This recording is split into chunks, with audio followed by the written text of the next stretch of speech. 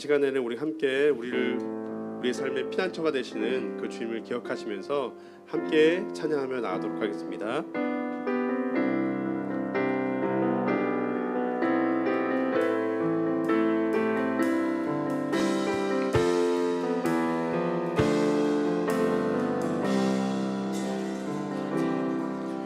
나의 피난처 예수 의지해요.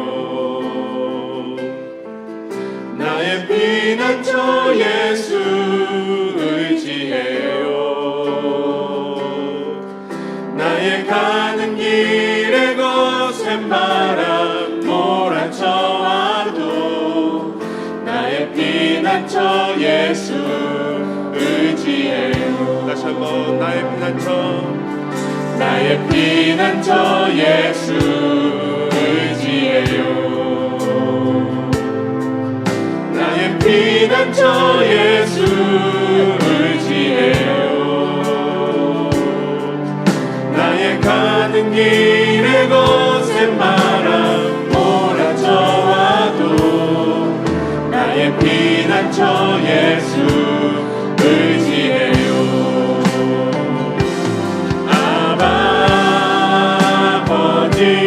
나를 사랑하시니 나의 모든 것 주께 드려요. 아버지 내가 여기 있으니 주님 영광 위하여 써주세요. 이번에 나는 영원히 주님 사랑해요. 나는 영원히 주님 사랑해요. 나는 영원히 주님 사랑해요. 세상 어떤 것도 나의 사랑 끊을 수 없네. 나는 영원히 주님 사랑해요.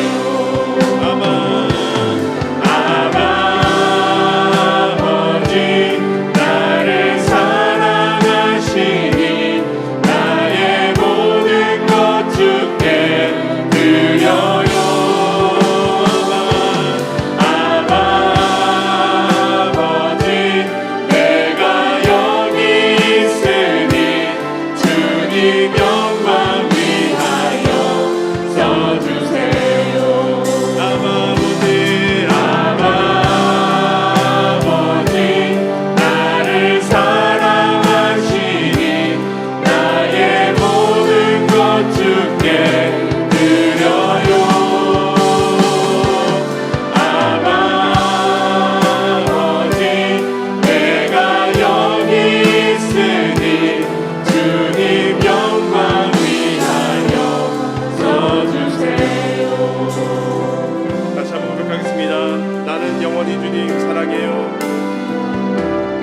영원히 주님 사랑해요. 나는 영원히 주님 사랑해요. 세상 어떤 것도 나의 사랑 끊을 수 없네. 나는 영원히 주님 사랑해요.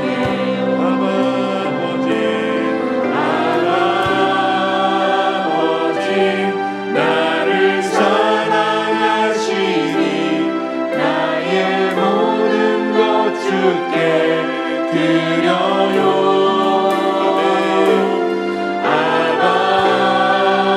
아버지 내가 여기 있으니 주님 영광 위하여 써주세요.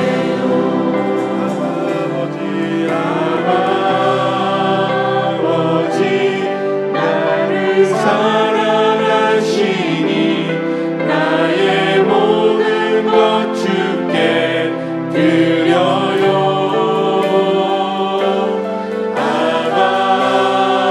아버지 내가 여기 있으니 주님 나라 위하여 써주세요.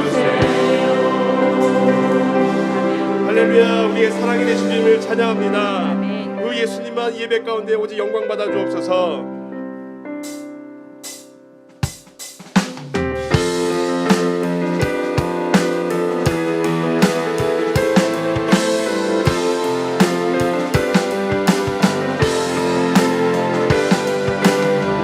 함께 고백하겠습니다. 모든 이름 위에, 모든 이름 위에 뛰어난 이름 예수는 주, 예수는 주. 모두 무릎 꿇고 경배를 드리세. 예수는 만유의 주. 아멘. 다시 한번 모든 이름 위에, 모든 이름 위에 뛰어난 이름 예수는 주, 예수는 주. 모두 무릎 꿇고 경배를 드리세. 예수는 만유의 주님. 예수는 주, 예수는 주. 온 천하만 부르러러 그 보좌 영광을 돌리세. 예수, 예수, 예수는 주.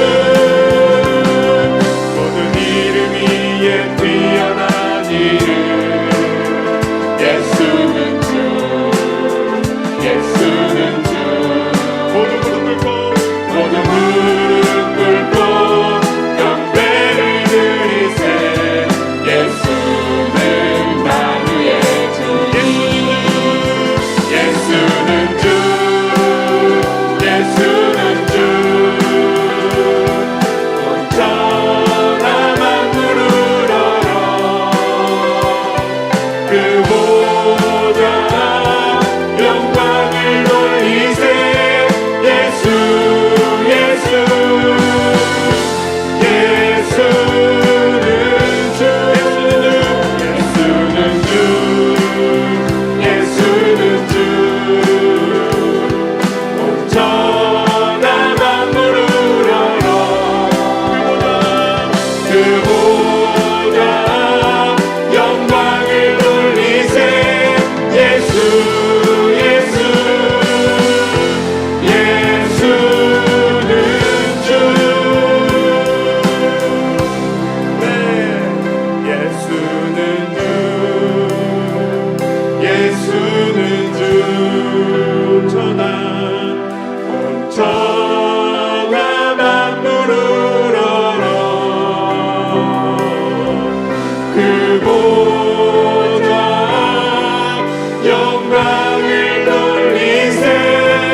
예수, 예수, 예수는 주. 다시 한번 우리 찬양을 해주시는 앞에 예수는 예수는 주, 예수는 주. 온 천하만 부르러러 주님만 이 시간 영광 받으시옵소서.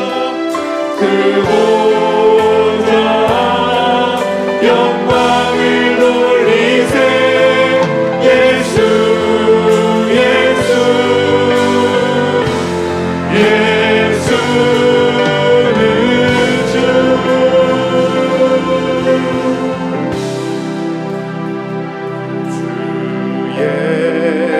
예수보다 더 귀한 것은 없네.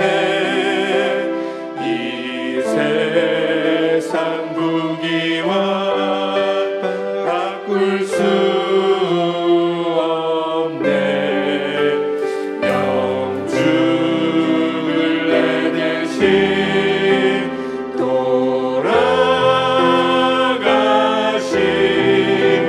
그 놀라운 사랑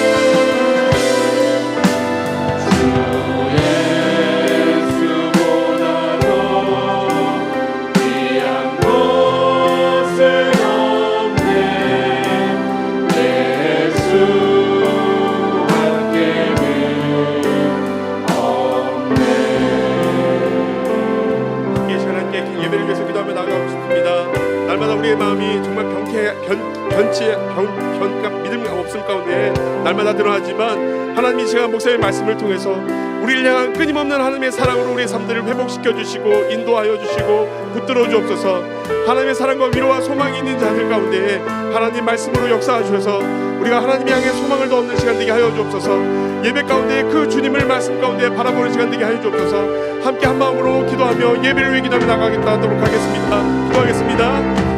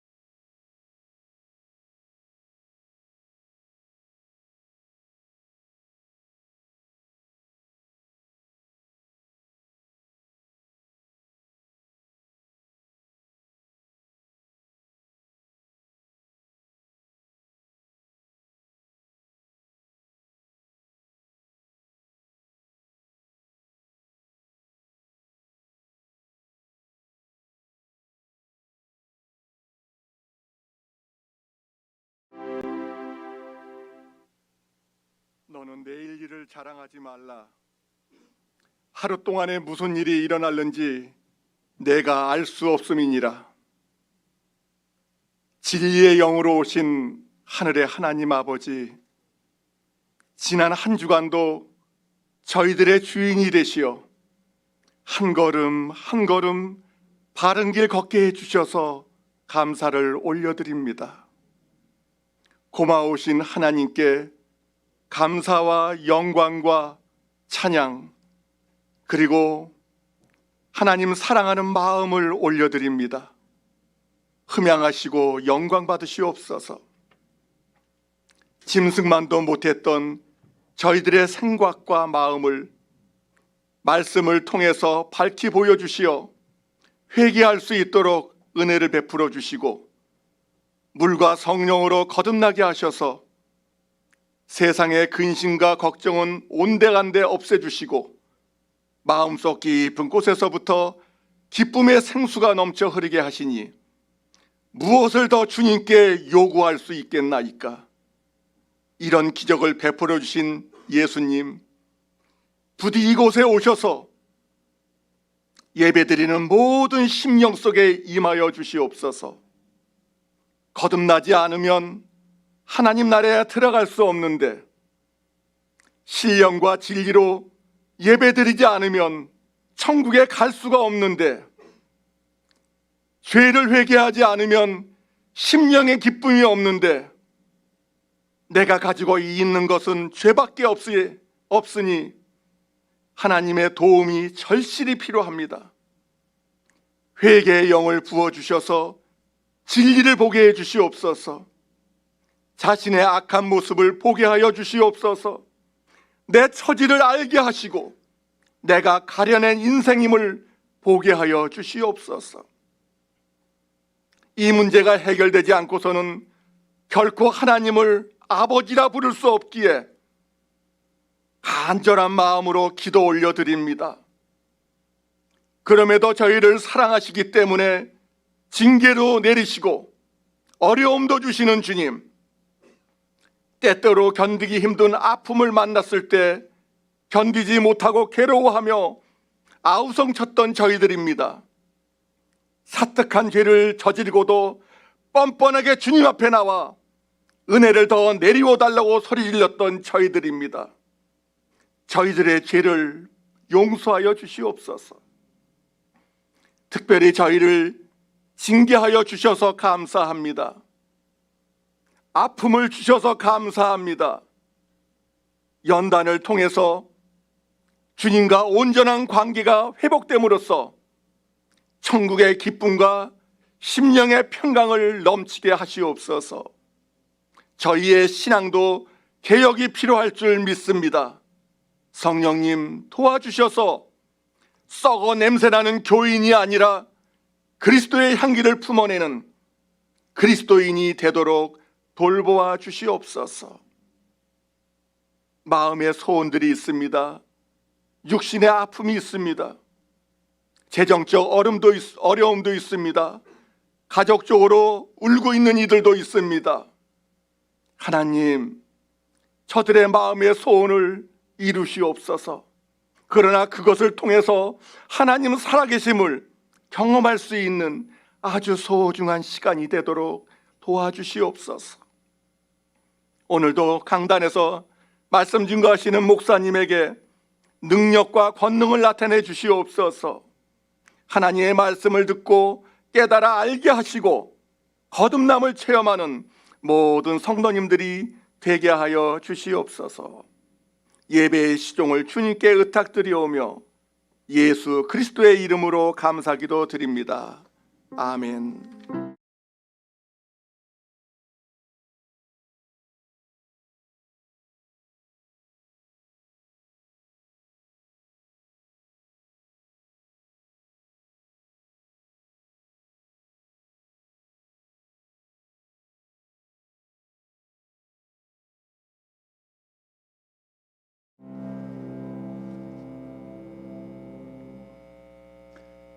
내일부터 추수감사 주일 신약 성경 통독 특별 새벽기도회가 시작이 됩니다. 3주간 특별 새벽기도회가 진행되는데 여러분 그 식당 앞에 보시면 이제 조그마한 나무 그림이 있습니다. 거기에 여러분의 기도 제목을 붙일 수 있는 그런 공간을 마련했습니다. 제가 기도하면서 이 3주 동안 우리가 간절하게 기도할 때 하나님께서 우리의 기도에 응답하실 것이다라고 하는 그런 하나님의 응답을 받았습니다. 그러므로 여러분 여러분의 기도의 제목을 붙이시고 또 3주간 간절히 기도하심으로 하나님의 응답을 경험할 수 있는 우리 동덕의 모든 교우들 다 될 수 있기를 바랍니다. 기도할 때 하나님의 역사가 나타나고 또 기도할 때 하나님께서 우리를 도우시는 그런 놀라운 일들이 우리의 삶 가운데 또 우리의 모든 기도 제목 가운데 이루어지게 될 줄로 믿습니다. 저희가 너무나 아픈 소식을 들었습니다. 지금 제가 아침에 봤더니 지금 사상자가 151명이 죽었고 82명이 지금 부상을 당했다라고 하는 그런 이야기를 들었습니다. 너무나 큰 사고를 통해서 많은 사람들이 지금 아픔과 어려움을 당하고 또 가족을 잃어버린 그런 가족들의 그런 한탄과 어려움들이 있는 것 같습니다.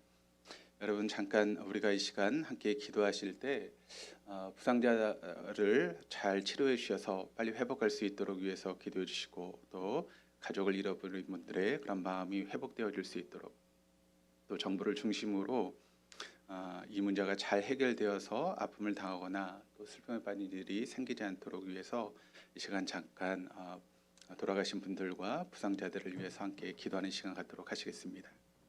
좋으신 아버지 하나님, 은혜와 사랑을 감사드립니다. 아버지 하나님, 우리가 너무나 큰 슬픔의 소식을 접했습니다. 한순간에 아버지 그런 사고로 인해서 우리 151명이라고 하는 생명이 아버지 목숨을 잃었고 또 82명의 사람들이 부상을 당하고 어려움 가운데 있습니다. 특별히 아버지 하나님, 그렇게 목숨을 잃은 사람들의 대부분이 20대 청년들임을 우리가 알고 있습니다. 사랑하는 자녀를 잃어버린 아버지 그런 부모들의 안타까운 마음을 주님 기억하시고 그들의 마음 가운데 하나님 주님 위로와 평강이 임할 수 있도록 인도하시고 자신의 일들이 재발되지 않도록 하나님 역사하여 주옵소서. 우리가 이런 시대를 바라보며 아버지 시대 속에 나타나고 있는 하나님의 말씀을 읽을 수 있게 하시고 하나님의 뜻을 아버지 하나님 깨달을 수 있는 시간들 되게 하여 주옵소서. 이 시간 우리 한국교회가 또 모든 그리스도인들이 함께 슬픔 당한 자들을 위해서 울어줄 수 있는 귀한 시간들 되게 하시고 그들에게 그 슬픔 가운데 위로를 전할 수 있는 한국교회와 또 모든 그리스도인들 되어줄 수 있도록 하나님 도우시고 인도하여 주옵소서. 특별히 아버지 정부의 아버지 하나님 함께하여 주셔서 아버지 모든 일들을 숲에 나갈 때 정부를 중심으로 모든 일들이 잘 숲되게 하시고 아버지 하나님 아픔을 당하고 또 억울한 일이 생기는 일들이 생기지 않도록 잘 숲이 되어줄 수 있도록 하나님 역사하시고 인도하여 주시옵소서. 감사드리며 예수 그리스도 이름으로 기도드립니다. 아멘. 우리 함께 하나님 말씀 함께 보시겠습니다. 함께 보실 하나님 말씀은 신약 성경 요한계시록 1장 1절에서 11절까지 말씀입니다.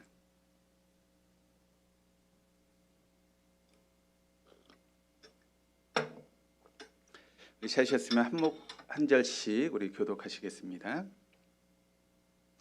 예수 그리스도의 계시라. 이는 하나님이 그에게 주사 반드시 속히 일어날 일들을 그 종들에게 보이시려고 그의 천사를 그 종 요한에게 보내어 알게 하신 것이라.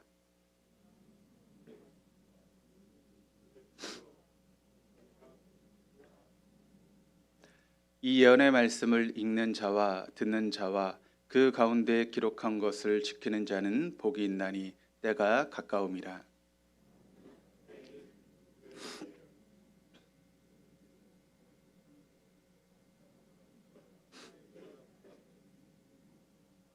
또 충성된 증인으로 죽은 자들 가운데에서 먼저 나시고 땅의 임금들의 머리가 되신 예수 그리스도로 말미암아 은혜와 평강이 너에게 있기를 원하노라. 우리를 사랑하사 그의 피로 우리 죄에서 우리를 해방하시고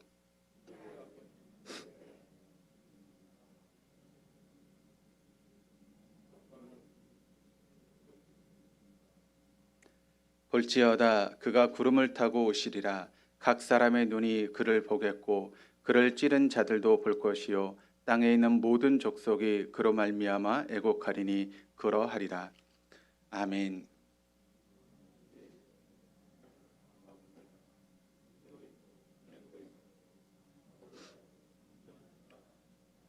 나 요한은 너희 형제요 예수의 환난과 나라와 참음에 동참하는 자라. 하나님의 말씀과 예수를 증언하였으므로 말미암아 밤모라는 섬에 있었더니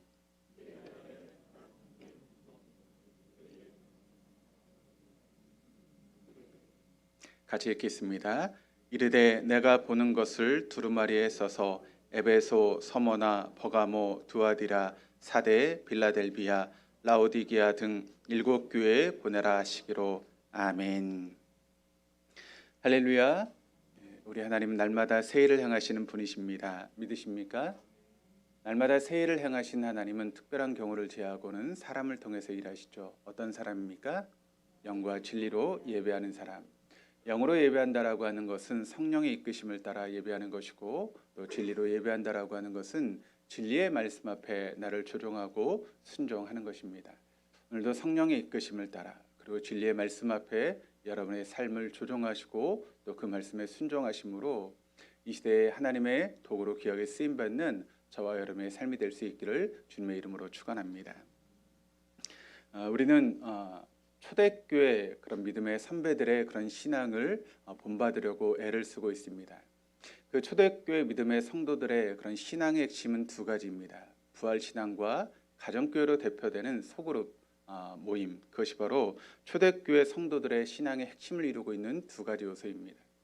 우리 한번 초대교회식으로 한번 인사하는 시간을 갖도록 하겠습니다. 우리 초대교회식으로 어떻게 기억하고 계시나요? 네, 제가 그래서 화면에 띄워드리겠습니다. 그리스도께서 부활하셨습니다. 초대교회 성도들 같이 부활신앙을 가지고 살아갈 수 있는 우리 동독의 모든 교우들 다 될 수 있기를 주님의 이름으로 축원합니다. 저희가 이제 코로나가 조금 잠잠해지긴 했지만 코로나 한 3년의 기간 동안 한국교회가 참 어려움을 당했습니다. 특별히 예배의 모습에 대해서 어려움을 겪는 그런 일들이 있었죠. 지금 그래도 많이 이제 풀려서 우리가 예배하는데 별로 어려움이 없지만 코로나 초기만 해도 예배를 드린다라고 하는 것이 굉장히 어려웠고, 특별히 회사 같은 경우는 예배에 참석하지 못하도록 그렇게 했고, 또 예배에 참석하고 오면 마치 바이러스를 보는 것 같은 그런 시선으로 바라봐야 되는 그런 부담스러움들이 우리에게 있었습니다. 그리고 그런 시선들을 견뎌나가면서 예배를 드려야 되는 그런 어려움들이 있었죠. 또 그런 시선이라든가 또 그런 부담들 때문에 예배에 참석하지 못하시는 성도들이 참 많이 있었던 것을 보게 됩니다. 그런 상황 가운데 우리가 예배를 지키는 것은 참 어려운 시기였죠.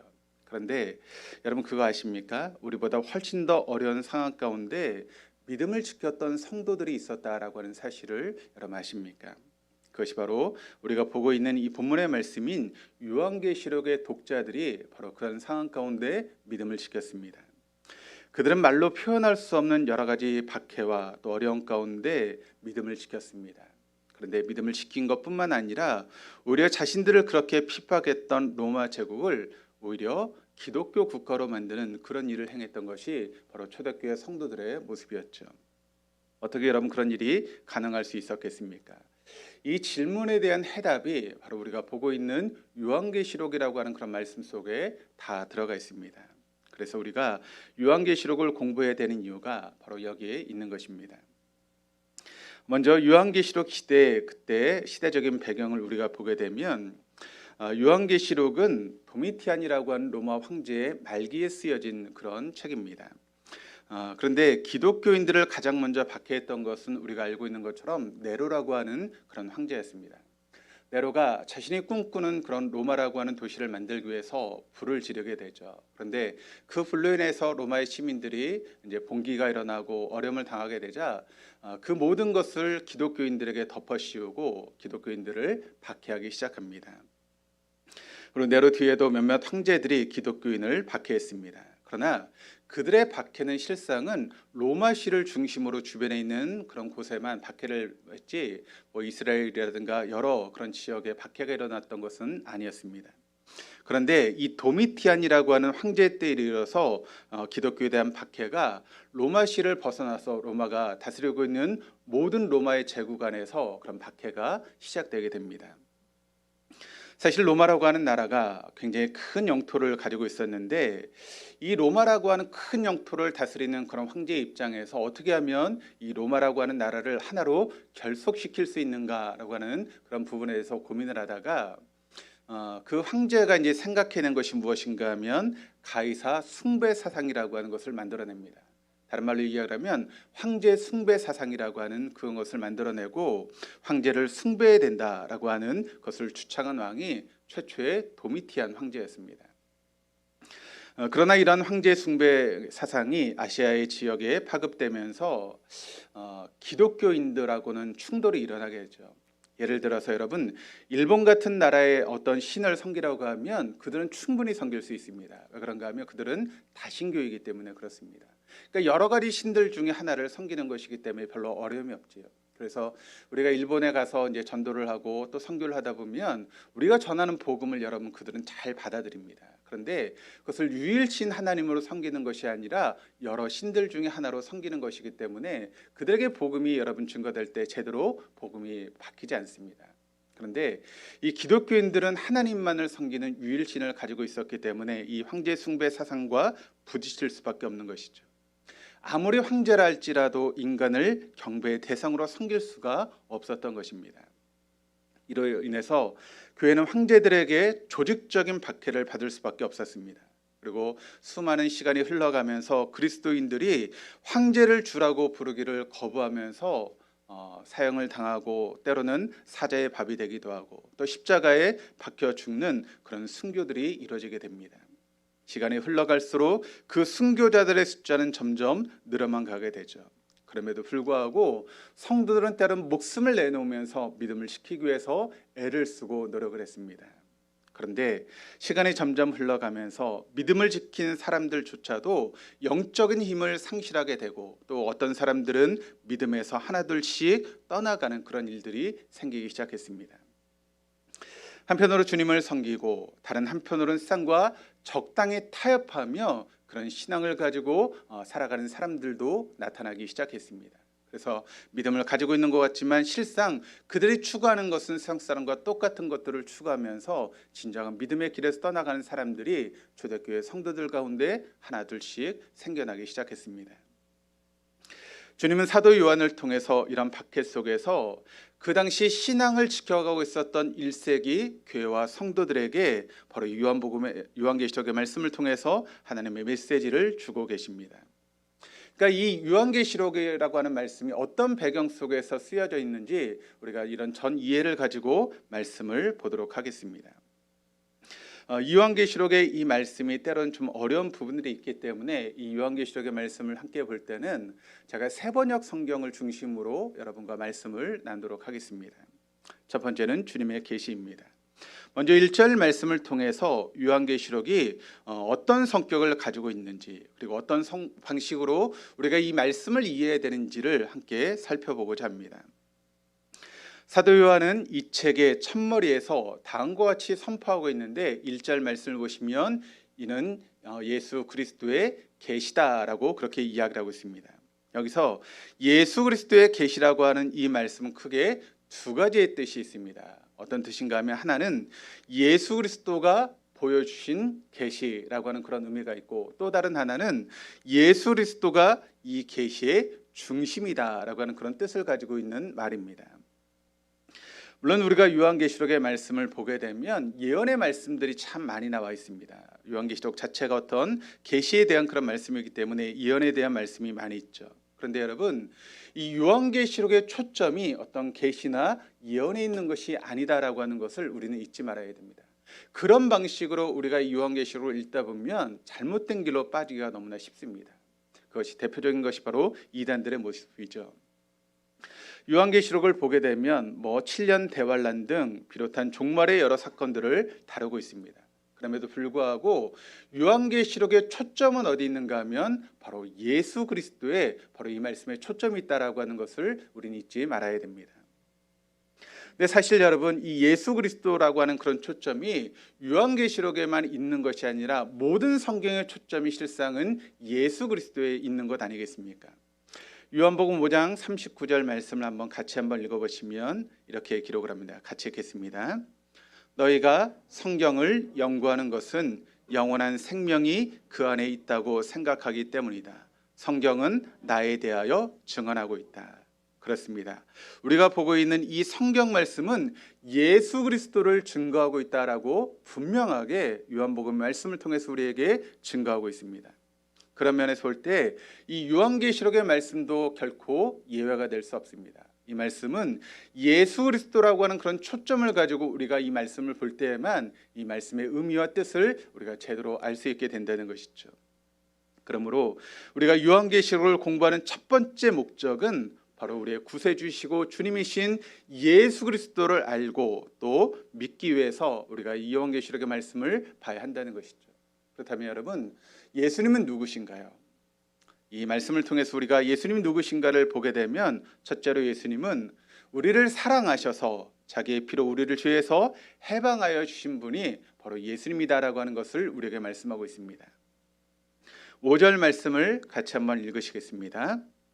예수 그리스도께서는 우리를 사랑하시며 자기의 피로 우리의 죄에서 우리를 해방하여 주셨고, 그러니까 예수님은 자기의 피로 우리를 죄에서 해방시켜 주신 분이 바로 예수님이다라고 말씀하고 있습니다.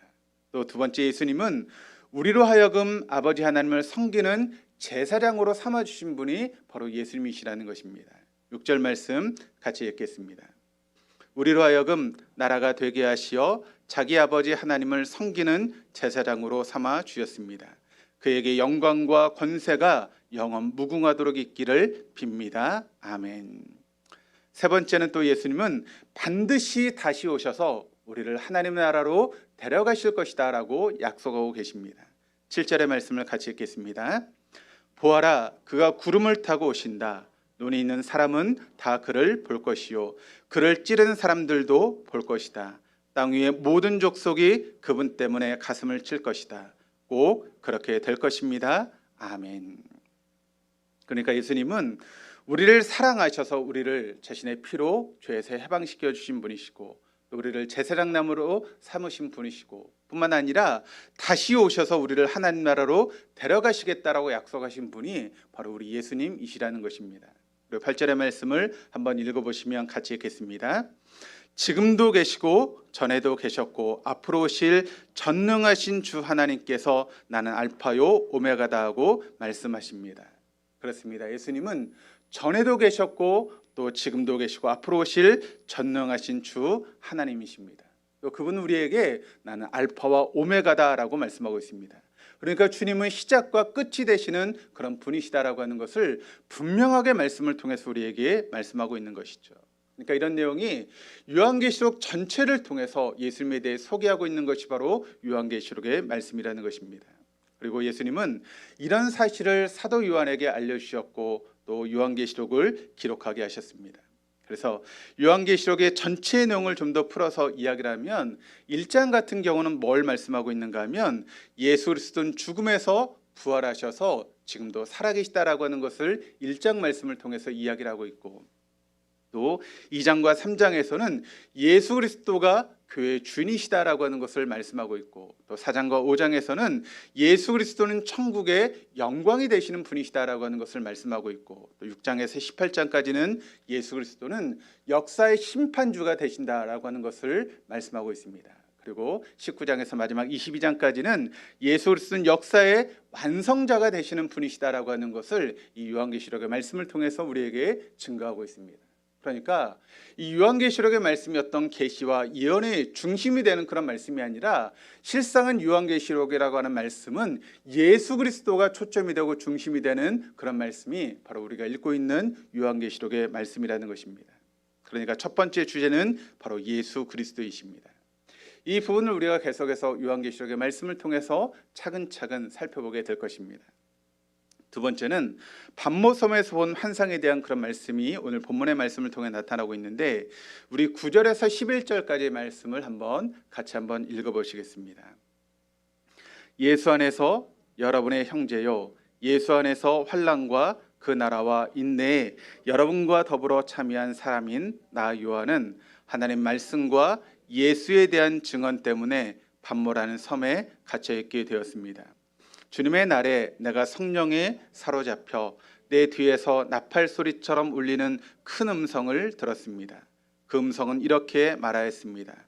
내가 보는 것을 책에 기록하여 7 교회 곧 에베소와 서머나와 버가모와 두아디라와 사대와 빌라델비아 라오디게아의 교회에 보내라. 자, 이 말씀을 통해서 우리가 볼 수 있게 되는 것은 무엇인가 하면, 주님은 이 요한을 아주 특별한 방법으로 부르시는 그런 모습을 우리가 볼 수 있게 됩니다. 그 내용을 잠시 살펴보면, 이 사도 요한, 그러니까 요한계시록을 기록한 사도 요한은 예수님이 십자가의 마지막 운명을 하실 때 유일하게 예수님 곁을 지켰던 바로 제자가 바로 사도 요한입니다. 예수님이 십자가에 달려서 모든 고통을 받으시고 운명하시기 직전에 나머지 10 제자들은 다 뿔뿔이 흩어지고 다 도망을 갔는데, 그 십자가의 현장에 몇몇의 여자들과 예수님의 제자 중에는 유일하게 요한만이 그렇게 예수님의 곁을 지키게 되었습니다. 예수님은 인류 구원의 대역사를 이루시는데 큰 대업을 이루기 위해서 그에게 당하는 모든 고통과 치욕을 감당하시면서 십자가를 지시게 되었습니다. 그런데 그 십자가상에서 예수님의 마음을 힘들게 만들었던 한 가지 무거운 짐이 남아 있었습니다. 그 짐은 무엇인가 하면, 이제 예수님께서 십자가에서 모든 죄를 담당하시고 십자가에서 죽으시고 이제 3일 만에 부활하시고 50일 후에 이제 승천하게 되실 텐데, 예수님의 마음을 무겁게 만들었던 것은 무엇인가 하면, 이제 혼자 낳게 되는 육신의 어머니였던 마리아에 대한 그런 부담감이 예수님에게 남아 있었다는 것이죠. 그리고 그 어머니를 생각할 때마다 마음 한구석에 저려오는 그런 부담감이 예수님에게 있었습니다. 그리고 그때 그 자리를 지키고 있었던 요한이 예수님의 눈에 들어오게 되죠. 예수님이 요한에게 자신의 육신의 어머니였던 마리아를 부탁하게 됩니다. 요한아, 내가 내 어머니를 잘 돌보아 드려라. 이제부터 내 어머니는 내 어머니다라고 그렇게 이야기를 하십니다. 여러분, 그때 요한의 심정이 여러분 어떠했겠습니까? 아마 그런 이야기를 들었던 요한의 마음은 뿌듯한 그런 마음이 들었을 것입니다. 지금 이 자리에는 제자들 중에 자기 혼자만 남아 있습니다.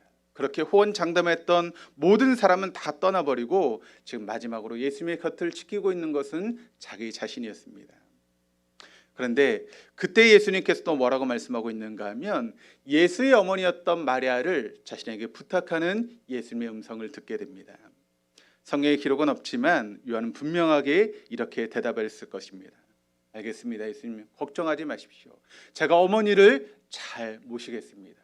제가 어머니를 잘 보살피겠습니다라고 하는 그런 대답을 아마 요한이 하게 되었을 것입니다. 내가 마지막 순간까지 예수님을 지키고 있고 또 예수님 마지막 칸을 풀어드리는 그런 삶을 살게 되었다라고 생각하니 요한의 마음이 얼마나 뿌듯한 마음이 들었겠습니까? 근데 여러분, 그 마음이 언제까지 어떻게 되었습니까? 기록에 의하면 예수님이 떠나가신 후에 이 요한이 예수 어머니 마리아와 함께 에베소라고 하는 그런 지역에 가서 삶을 살게 됩니다. 거기서 예수의 어머니를 모시고 하루 이틀, 1년, 2년, 10년, 20년이라고 하는 그런 시간을 보내며 예수의 어머니를 돌보는 그 같은 삶을 살게 됩니다. 그런데 그때 여기저기서 요한에게 소식이 들려옵니다. 어떤 소식이 들려오는가 하면 베드로가 로마에서 십자가에 거꾸로 달려 순교했다라고 하는 그런 소식을 듣게 됩니다. 그 소식을 들은 요한의 마음이 어떠했을까요?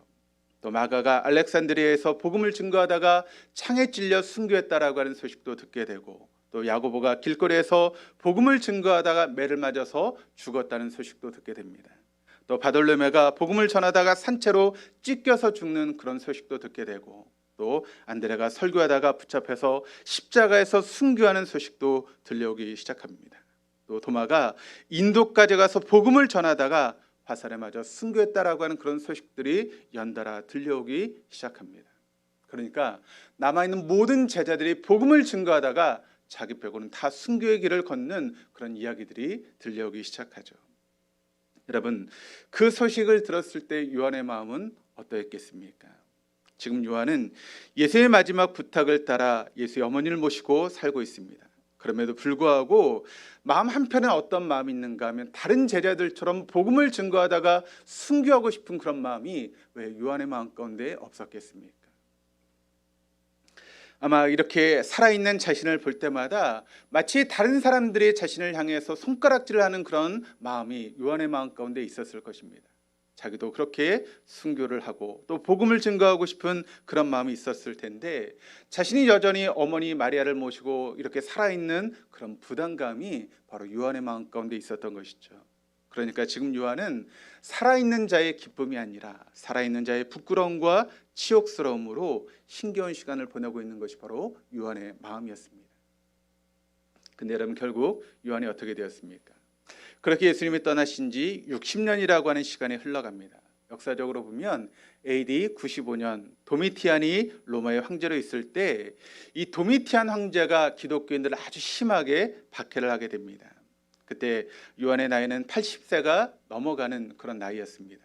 그런데 이 요한이 로마의 군인들에게 체포되고 또 반모섬이라고 하는 그런 섬으로 유배를 가게 됩니다. 이 반모섬이라고 하는 것은 아주 유명한 곳입니다. 한번 들어가면 살아나오는 사람이 없는 그런 무서운 그런 섬이고 또 감옥이기도 했습니다. 그렇게 반모섬에 유배를 당하면서 이 사도 요한의 마음이 여러분 어떤 마음이었을까요? 하나님, 너무하신 것 아닙니까? 제가 이렇게라도 구차하게 삶을 살아가야 되는 것입니까? 이 나이 무슨 삶의 의미가 있어 반모섬에서 지금 유배를 당해야 됩니까? 라고 하는 그런 마음이 왜 요한의 마음 가운데 없었겠습니까? 차라리 순교의 길을 걷고 싶은데 이런 반모섬에서 아무 흔적도 없이 사라져야 되는 그런 인생을 살게 되었을 때 여러분, 요한의 마음이 얼마나 힘들고 어려웠겠습니까? 반모섬에 그런데 잡혀온 죄수들은 매일 찌는 듯한 태양볕 아래에서 채석장에서 일을 하는 그와 같은 일을 감당했습니다. 그런데 그때 사도 요한의 나이는 80세 중반이 훨씬 넘은 그런 나이였기 때문에 그런 장소에서 일한다라고 하는 것은 굉장히 어려웠습니다. 그래서 성경학자들에 따르면 그때 이제 사람들에 의해서 이제 일을 하러 갈 때 사도 요한을 어디다 데리고 가는가 하면 동굴 속에 사도 요한을 모셨다고 합니다. 그러면 그 동굴 속에 사도 요한은 하루 종일 하나님 앞에 기도하는 시간을 갖고 또 일을 마치고 돌아온 사람들이 다시 사도 요한을 데리고 가고 또 그 다음 날이 되면 또 동굴 속에 사도 요한을 모시고 또 일을 마치면 다시 데려오고, 그런 날들이 이제 수없이 이제 계속 반복되는 것이죠. 그런데 그 반모섬에서 아무것도 할 수 없는 그 반모섬에서 그때 거기서 주님은 바로 사도 요한을 부르시고 계신 것입니다. 요한아, 이리 오너라, 나와 함께 얘기 좀 하자 하시면서 거기서 하늘의 계시를 매일매일 사도 요한에게 쏟아 부어주셨던 것입니다. 너 이제 조금 있으면 여기 하늘나라로 올 거야. 거기에는 이런 일들이 있단다. 거기에 천사들이 어떠하고 24장로가 어떻고 이런 하늘의 놀라운 이야기들을 매일매일 사도 요한에게 하나님이 쏟아 부어주셨던 것입니다. 바로 하나님의 특별한 계획이 있으셨던 것이죠. 요한이 만약 에베소에 계속 남아 있었다면 여러 가지 분주한 일들로 인해서 이런 하나님과의 그런 음성을 듣고 하나님의 뜻을 깨닫는 그런 일들이 아마 불가능했을 것입니다. 그런데 하나님은 그런 것을 하나님이 알려주시기 위해서 사도 요한을 아무도 방해받지 않는 이 반모섬으로 부르시고 또 그가 혼자 있을 수밖에 없는 그런 동굴 속에서 하나님의 그 놀라운 일들을 알려주신 것입니다. 아무도 방해받지 않는 그 반모섬으로 하나님께서 사도 요한을 부르셨던 것이죠. 세계사를 보게 되면 이 도미티안 황제가 AD 96년에 암살을 당하게 됩니다. 그리고 이어서 왕이 됐던 것은 바로 네르바라고 하는 황제가 왕위에 오르게 되는데, 이 네르바라고 하는 황제는 기독교인들에 대해 굉장히 관대했던 그런 왕으로 알려지고 있습니다. 그리고 네르바가 황제가 되고 나서 이 사도 요한을 풀어주게 됩니다. 그래서 사도 요한은 극적인 모습으로 다시 에베소로 돌아오게 됩니다. 그리고 그때 반모섬에서 들었던 하나님의 말씀을 기록하기 시작하는데, 그것이 바로 요한계시록의 말씀인 것이죠. 그리고 이것을 정리해서 후대에 남기게 되는 것입니다. 그렇습니다. 때로는 우리가 이해하지 못하는 그런 일들이 우리의 삶 가운데 있을 수 있습니다. 그런데 거기에는 놀라운 하나님의 뜻이 있다라고 하는 것을 여러분 잊지 마시기를 바랍니다. 우리에게 질병이 찾아오든 혹은 실패의 자리가 우리에게 찾아오든, 그런 모든 시간들을 통해서 하나님의 놀라운 뜻들을 지금도 이루어 가시는 하나님의 역사를 분명히 믿으시기를 바랍니다.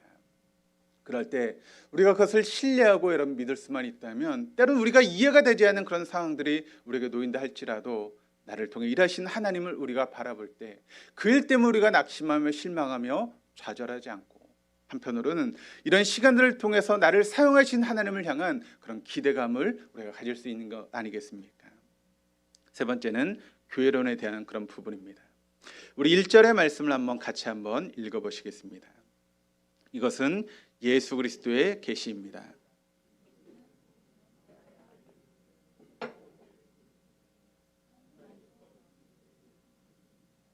그런데 그리스도께서는 자기의 천사를 보내셔서 자기의 종 요한에게 이것을 알려주셨습니다. 이 계시라고 하는 단어의 뜻을 우리가 보게 되면 뚜껑을 연다 혹은 보여준다라고 하는 그런 의미를 가지고 있는 단어입니다. 주님은 사랑하고 진리를 사랑하는 모든 하나님의 백성들에게 예수 그리스도를 보여주기 위해서 바로 요한계시록이라고 하는 그런 책을 기록하게 하신 것이죠. 그러니까 몇몇의 사람들에게만 보여주신 것이 아니라는 것입니다. 지금도 주님을 사랑하고 하는 모든 백성들에게 주신 책이 바로 요한계시록의 말씀이라는 것이죠. 그런데 마치 이단들은 자기들에게만 준 것처럼 그렇게 이야기를 하고, 또 자기들을 믿어야만 그런 요한계시록의 그런 은혜가 자신들에게 주어진다라고 그렇게 가머니설로 우리를 미혹하고 있지 않습니까? 그러나 그렇지 않습니다. 이 요한계시록의 말씀은 모든 백성들에게 주신 하나님의 말씀이다라고 하는 것을 여러분 잊지 마시기를 바랍니다. 그렇다면 주님께서 우리에게 정말 간절히 보여주시기 원했던 것은 무엇이겠습니까? 이 요한계시록의 말씀을 통해서 주님께서 정말 하고 싶은 그런 말씀은 무엇을 말씀하고 있는 것일까요? 4절 말씀을 보시면 나 요한은 아시아에 있는 7 교회에 편지를 씁니다. 또 10절과 11절 말씀을 보시면 주님의 날에 내가 성령에 사로잡혀 내 뒤에서 나팔 소리처럼 울리는 큰 음성을 들었습니다. 또 11절 말씀, 그 음성은 이렇게 말하였습니다. 내가 보는 것을 제게 기록하여 7 교회 곧 에베소와 서머나와 버가모와 두아디라와 사데와 빌라델비아 라오디게아 교회에 보내라. 그러니까 여러분 요한계시록의 말씀을 우리가 읽다 보면 일관되게 흐르는 그런 전개되는 그런 부분들이 있는데, 그 일관되게 흐르는 주제가 무엇인가 하면 바로 교회론에 대한 그런 말씀이 요한계시록 전체를 통해서 일관되게 흐르고 있다는 것입니다. 여러분, 예수 그리스도가 누구십니까? 예수 그리스도는 교회의 머리이십니다. 그러면 교회는 무엇입니까? 바로 예수 그리스도의 몸이 바로 교회입니다. 그러므로 예수 그리스도와 교회는 둘이 아니라 하나라는 것이죠. 예수 그리스도를 안다라고 하는 것은 다른 말로 이야기를 하면 교회를 아는 것과 마찬가지가 되는 것입니다. 그래서 요한계시록의 말씀을 우리가 전체적으로 보게 되면 2장에서 3장까지가 바로 교회에 대한 그런 말씀을 기록하고 있고, 또 마지막 부분이 21장에서 22장까지 말씀도 교회에 대해서 말씀하고 있습니다. 또 중간중간 보시면 이 교회에 대한 그런 말씀이 상징적으로 교회에 대해서 계속 이야기되고 말씀되고 있습니다. 그런 부분들이 이제 7장 1절에서 8절은 14만 4천, 또 7장 9절에서 17절은 셀 수 없는 큰 무리, 또 11장 1절 2절은 성전과 성, 또 11장 3절에서 13절은 두 증인에 대해서, 12장은 한 여자에 대해서, 14장 1절에서 5절은 14만 4천에 대해서, 또 15장 1절 2절은 이기고 벗어난 자들에 대해서, 또 19장 7절에서 8절은 어린 양의 신부 등에 대해서 이야기를 하고 있는데, 이 모든 말씀들이 결국 교회에 대한 그런 이야기를 하고 있는 것이 바로 요한계시록의 말씀이라는 것이죠. 앞으로 이 부분에 대해서 자세하게 함께 말씀을 나누면서 우리가 은혜를 함께 나누도록 하겠습니다. 그러므로 우리가 요한계시록에 대해서 공부한다라고 하는 것은 다른 말로 이야기를 하면 교회론에 대해서 공부하는 것과 마찬가지입니다. 오늘 우리가 믿는 우리들의 문제는 교회가 무엇인지를 잘 알지 못해서 생기는 그런 문제들이 얼마나 많이 있습니까? 교회가 무엇이고 또 하나님께서 교회를 통해서 원하시는 것이 무엇인지 우리가 제대로 이해하지 못하기 때문에 교회가 어려움을 당하고 문제가 있다는 것이죠. 우리가 하나하나 살펴보면서 교회가 무엇인지에 대해서 함께 이 요한계시록의 말씀을 통해서 함께 나누도록 하겠습니다. 간단하게 서론적인 이야기만 하면 요한계시록이 보여주고 있는 교회의 모습은 신약의 다른 성경과 달리 그 표현 기법이 굉장히 독특한 표현 방법을 쓰고 있습니다. 한마디로 요한계시록에 나타난 교회는 공간적인 초월로서 하늘과 시간적인 초월로서 종말의 뿌리를 두고 있는 것이 바로 이 교회에 대한 요한계시록의 말씀입니다. 풀어서 설명하자면 지상의 교회는 현재 이 세상에서 교회는 전투하는 교회로 존재하고 있습니다. 그러나 천상의 교회는 하늘에서 평안과 안식을 누리는 그런 교회라고 하는 것을 말씀하고 있고, 또 지상의 교회는 이 세상에서 고난받는 교회로 묘사되고 있지만 그러나 천상의 교회는 승리한 교회로 나타나게 된다는 것입니다. 그러므로 우리가 이 땅에 살고 있는 교회의 모습은 어떠한 모습인가 하면 영적인 전투를 하는 그런 교회라는 것입니다. 그러니까 우리가 이 세상을 떠나서 하늘나라 가기까지는 끊임없이 영적으로 전투하는 것이 저와 여러분의 삶이 되어줄 수밖에 없습니다. 그리고 그 전투 속에서 우리는 수없이 많은 고난을 당해야 되는 그런 모습들이 우리에게 주어지게 된다는 것이죠. 그럼에도 불구하고 여러분, 우리가 낙심하지 않고 실망하지 않을 수 있는 이유는 무엇인가? 또 우리가 희망적으로 낙관할 수 있는 이유는 무엇인가 하면 바로 천상의 교회, 평화와 안식을 누리고 승리한 교회가 바로 우리가 누리게 될 교회의 모습이기 때문에 그렇습니다.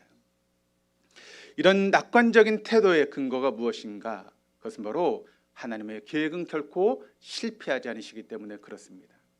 지금도 하나님은 그 계획을 이뤄가고 계십니다. 우리가 승리할 수 있는 그와 같은 모든 것을 이루기 위해서 지금도 쉬지 않고 일하시는 분이 바로 우리 하나님이시라는 것이죠. 그래서 하나님 지금도 교회를 통해 계획하고 있는 하나님의 일들을 결코 실패하지 않고 하나님의 시간, 카르스의 시간을 통해서 완성하고 승리하게 될 것입니다. 또한 교회는 교회의 주인이 주님이시기 때문에 우리는 희망을 가질 수 있다는 것이죠. 예수 그리스도가 누구십니까? 2장 1절 말씀을 보시면 예수님은 오른손에 7뼈를 쉬고 7 금촛대 사이를 거니시는 분이시다라고 소개하고 있습니다. 예수님은 2장 8절에 예수님은 처음이며 마지막이요 죽으셨다가 살아나신 분이십니다. 2장 12절에 예수님은 날카로운 양칼을 가지신 분이시고 2장 18절에 예수님은 그 눈이 불꽃 같고 그 발이 노새와 같으신 분이십니다. 3장 1절에 예수님은 하나님의 7영과 7뼈를 가지신 분이시고 또 3장 7절에 예수님은 거룩하신 분이시고 참되신 분이시며 다윗의 열쇠를 가지신 분이십니다. 그래서 예수님이 여시면 닫을 사람이 없고 닫으시면 열 사람이 없는 분이 바로 예수님이십니다. 또 3장 14절에 예수님은 아멘이신 분이시고 신실하시고 참되신 증인이시오 하나님의 창조의 처음과 마지막이 되시는 그런 분이십니다.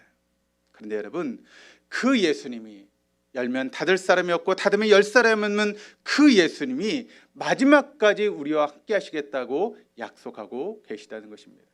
우리가 어려움을 당하고 고난이 우리에게 온다 할지라도 결국 우리와 함께 하시면 우리에게 승리를 주시는 그 예수님이 언제나 우리와 함께 하신다면 우리가 여러분 낙담할 필요가 있겠습니까? 절망할 필요가 있겠습니까? 고난이 온다고 해서 우리가 좌절할 필요가 있겠습니까? 결코 그렇지 않습니다. 결국 우리에게 승리를 주시는 그 예수님과 동행한다면 왜 우리가 절망하십니까? 왜 우리가 낙담하십니까? 결국 승리는 우리에게 주어지는 것이기 때문에 그 승리를 바라보고 지금 현재의 고난을 이겨나갈 수 있는 저와 여러분의 삶이 되어야 될 줄 믿습니다. 교회는 그렇습니다. 결국 교회는 승리로 끝나게 될 것입니다. 누가 말해도 최의 승리는 저와 여러분의 것입니다. 아무리 사단이 우리를 넘어뜨리려고 발버둥 쳐도 예수 안에 있는 우리는 결코 넘어지지 않을 것입니다.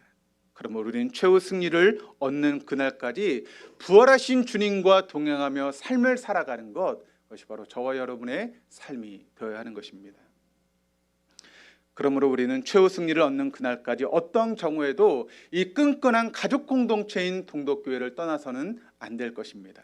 뿐만 아니라 우리가 그와 같은 삶을 살아갈 수 있도록 주님께서 만들어 놓은 제도적인 장치가 있는데 그것이 바로 예배입니다.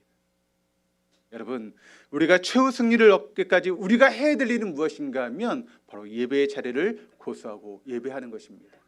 예배 시간을 통해서 성령의 이끄심을 따라 그 말씀 앞에 나의 삶을 조정하고 순종하며 예배하는 삶을 살아갈 때 하나님 우리에게 결국 승리를 더하여 주실 것입니다. 그런 승리하는 삶을 살아갈 수 있는 저와 여러분, 우리 모두가 될 수 있기를 주님의 이름으로 축원합니다.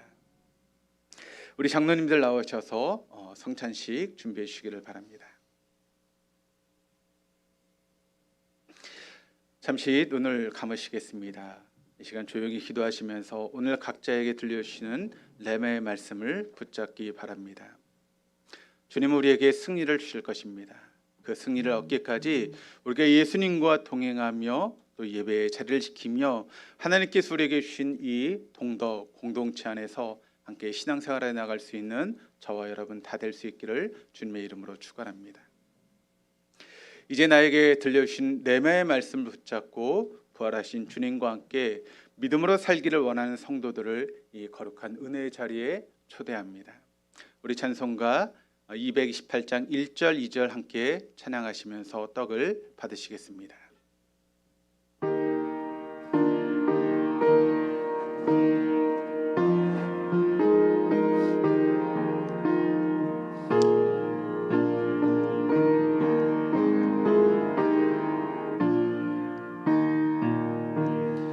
오 나의 주님 진입해 오니 영원한 세계 밝히 나타나 한없는 은혜 길이 누리니 주님께 모든 염려 맡기리. 주님의 떡을 내가 먹으며 주님의 잔을 내가 마시고 근심의 짐을 벗어버리니 죄사함 받아 내 맘 새롭다.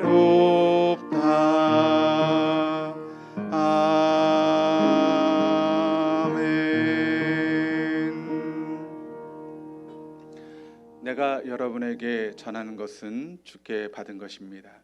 주 예수께서 잡히시던 밤에 떡을 들어 축복하시며 말씀하셨습니다. 이것은 너희를 위하여 내어주는 나의 몸이니 이것을 먹을 때마다 나를 기억하여라. 사랑하는 성도 여러분, 우리 손에 들려진 이 작은 떡은 우리가 받아야 될 진노와 고통을 대신 담당하기 위해서 채찍에 맞으시고 찢기시고 십자가에 못 박히신 예수님의 몸을 의미합니다. 이 떡에 참여함으로 신적 교환을 이루어 주신 주님의 임재를 경험하며 온 교회가 주님 안에서 한 몸을 이루는 놀라운 은혜가 있기를 주님의 이름으로 축원합니다. 다 함께 떡에 참여하시겠습니다.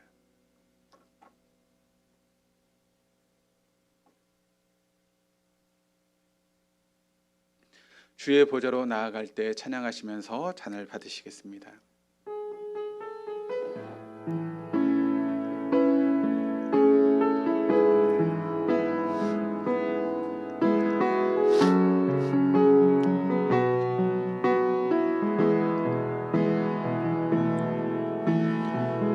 주의 보좌로 나아갈 때에 어떻게 나가야 할까?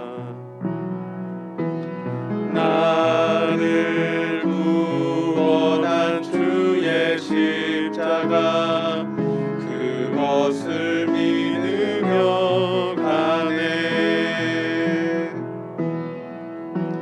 주의 보좌로 나아갈 때에 나 여전히 부족하나. 나를 품으신 주의 그 사랑 그것을 믿으며 가네. 자격 없는 내 힘이 아닌 오직 예수님의 보혈로 자격 없는 내 힘이 아닌 오직 예수님의 보혈로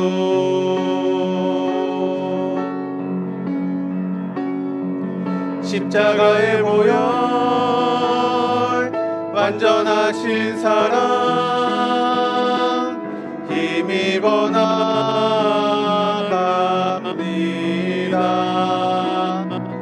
십자가의 보혈 완전하신 사랑 힘입어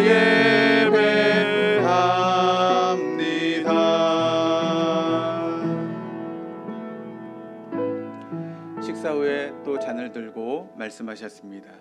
이것은 죄사함을 얻게 하려고 흘리는 나의 피니 이것을 마실 때마다 나를 기억하여라.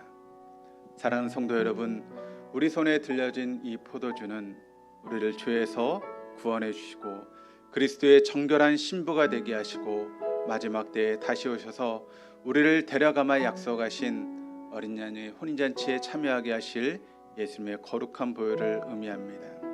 이 잔을 믿음으로 받아서 이제부터 영원한 하나님 나라에 대한 소망을 가지고 부활하신 주님과 동행하며 삶을 살아갈 수 있는 저와 우리 동독의 모든 교우들 다 될 수 있기를 주님의 이름으로 축원합니다.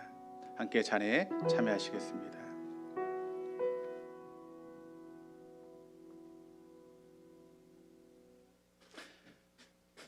우리 화면을 보시면서 파송의 인사 함께 나누시겠습니다.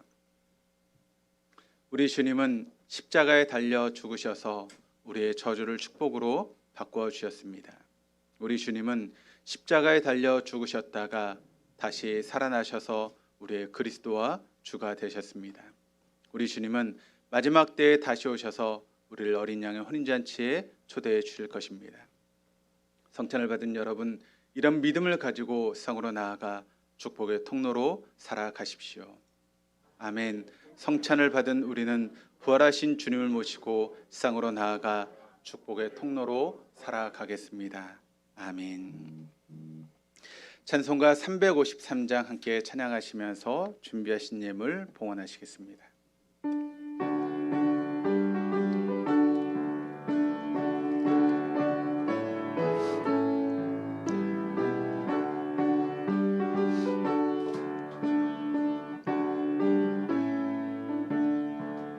십자가 군병되어서 예수를 따를 때 무서워하는 마음으로 주 모른 채 할까.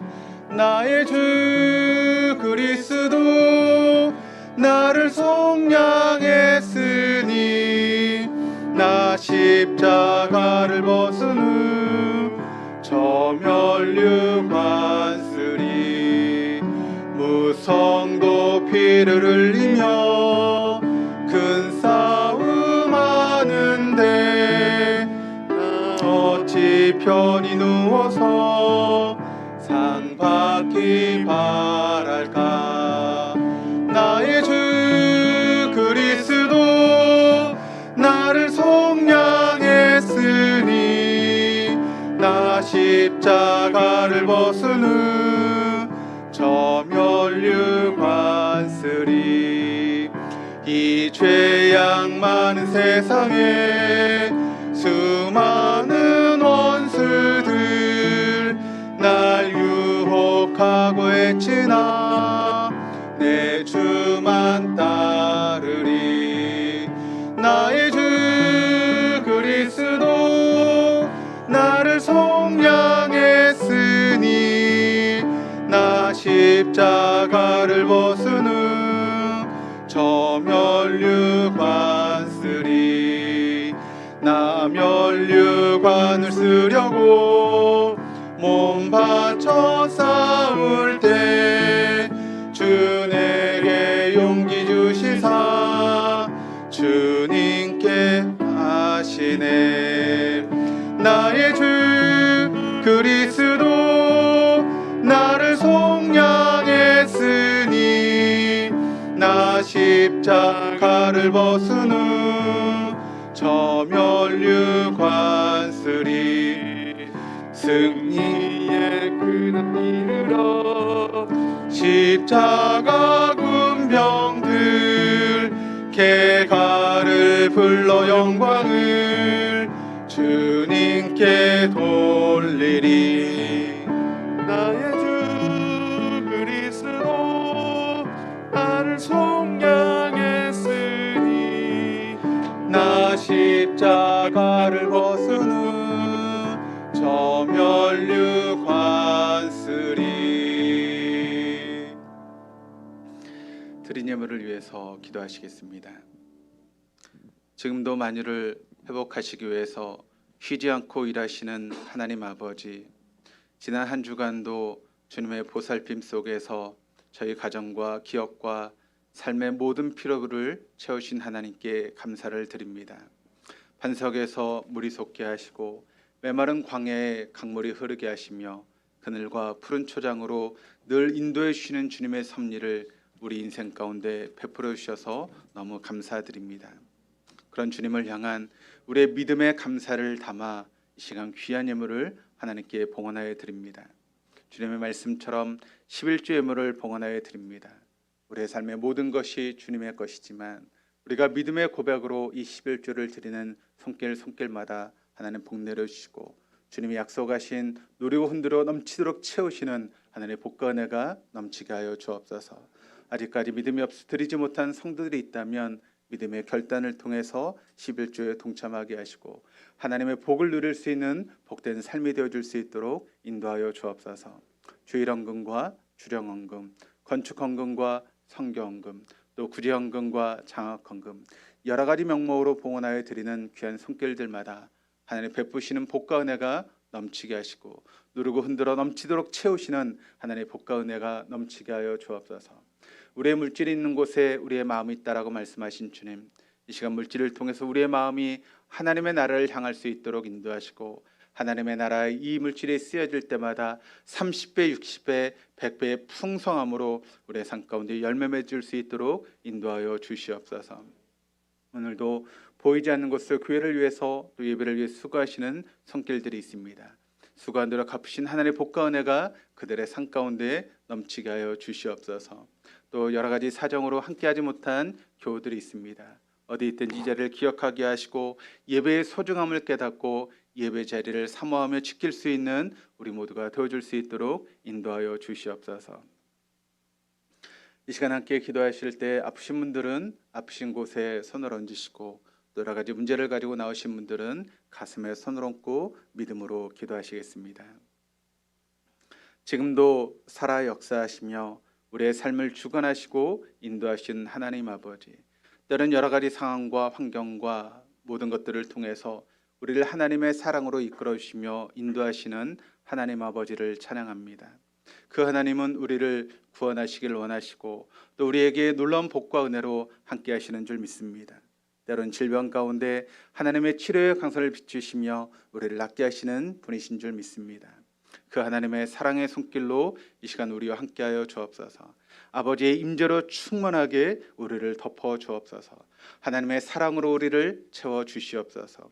하나님 아버지, 이 자녀를 불쌍히 여겨 주셔서 예수님의 보배로운 피로 모든 죄와 허물을 머리에서 발끝까지 깨끗하게 씻겨 주시옵소서. 조상으로부터 흐르는 모든 저주와 죄를 예수의 보혈의 능력으로 깨끗하게 씻겨 주시옵소서. 그리하여 이곳에 하나님의 나라가 임할 수 있도록 인도하시고 예수 그리스도의 놀라운 역사가 우리 모두에게 선포되어지고 경험되어지는 귀한 시간 되어줄 수 있도록 인도하여 주옵소서. 이 시간 성령님을 초청합니다. 성령님 이곳에 임재하여 주셔서 충만하게 우리 안에 임재하여 주시옵소서. 성령의 기름 부음이 우리 안에 있을 수 있도록 인도하시고 머리부터 발끝까지 성령의 기름 부음을 통해서 성령으로 채워지는 귀한 시간 되어줄 수 있도록 인도하시고 우리의 삶을 주관하시고 인도하시며 충만하게 이끄시는 성령의 역사가 우리의 삶 가운데 나타나게 하여 주시옵소서.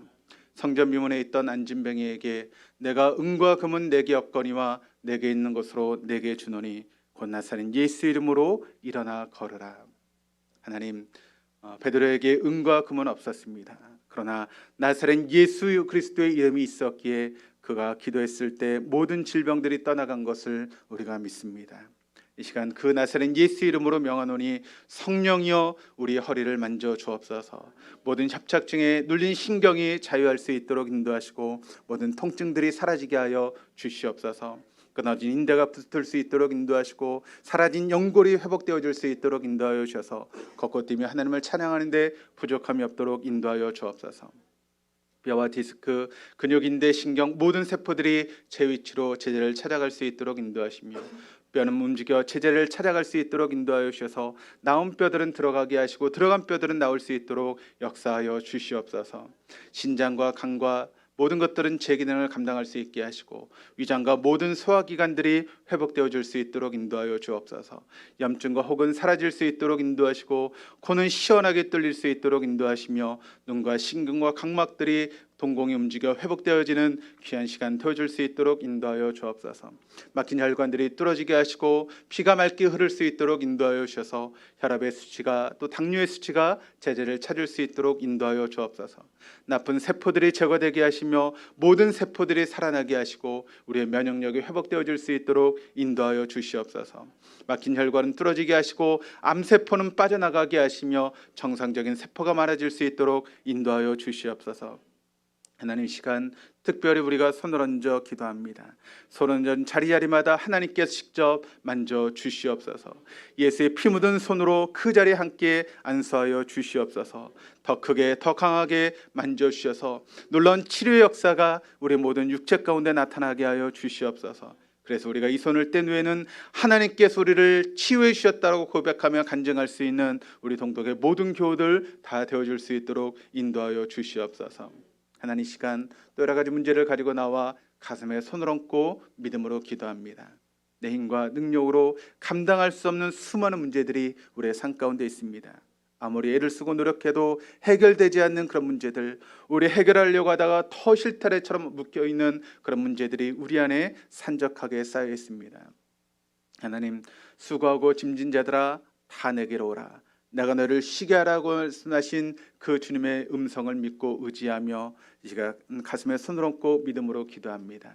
모든 짐들을 주님 앞에 내려놓을 때 주님만이 주시는 평강과 평안이 우리의 삶 가운데 임할 수 있도록 인도하시고 실타래처럼 얽혀있는 모든 문제가 풀려지는 귀한 은혜의 시간들 되어줄 수 있도록 인도하시며 막혀있던 하늘의 문이, 형통의 문이, 복의 문이 열려지는 복된 시간 되어줄 수 있도록 역사하여 주시옵소서. 감사드리며 예수 그리스도 이름으로 기도드립니다. 아멘. 내일부터 시작되는 특별 새벽 기도회는 2층 믿음 성전에서 진행됩니다. 월삭 기도회만 이 사랑 성전에서 진행되고 나머지 특별 새벽 기도는 2층 믿음 성전에서 진행합니다. 착오 없으시기를 바랍니다. 이 시간 다 일어나셔서 우리 파송의 찬양 함께 찬양하시겠습니다.